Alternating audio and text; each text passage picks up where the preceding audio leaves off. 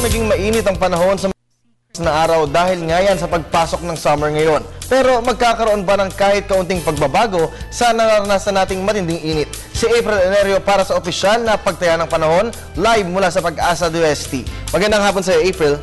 Magandang hapon din, Kirby. Sa ating balita, fair weather naman ang nararanasan ng malaking bahagi ng Pilipinas ngayong araw ng kagitingan. No? Ayon po sa weather forecast ng Pag-asa, nakaka-apekto na muli ang easterlies sa silangang bahagi ng bansa. Kaya sa lagay ng panahon ngayong araw, ang Cagayan Valley at ang buong Mindanao ay makakaranas ng mahihina hanggang katamtamang pagulan o pagkidlat pagkulog. Habang ang Metro Manila at natitirang bahagi ng bansa ay makakaranas naman ng partly cloudy skies with isolated rain showers or thunderstorms.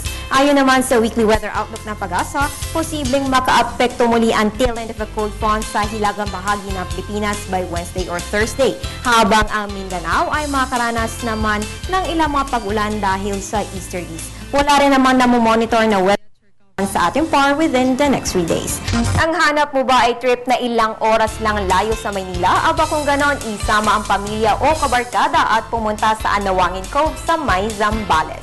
Ang Anawangin Cove ay isa ng sikat na camping site na dinadayo ng mga Pinoy pati maging mga turista. Pwedeng makarating doon via boat or by 6-hour trek sa Mount Pundaki. Sa lagay naman ng panahon, ang inaasang agwat ng temperatura ayon sa pinakamalapit na istasyon ng Pag-asa ay 5 to 35 degrees Celsius at makaranas ng partly cloudy skies with isolated rain showers or thunderstorms.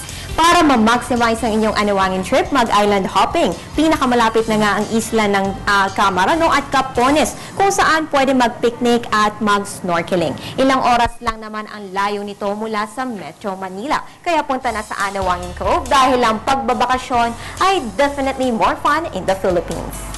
Tuloy lang ang ating pagmumonitor sa ating panahon, kaya para lagi kang updated, follow us on Twitter, like us on Facebook at bisitahin ang aming website. At yan ang pinakahuling balita mula dito sa Pag-asa DOST.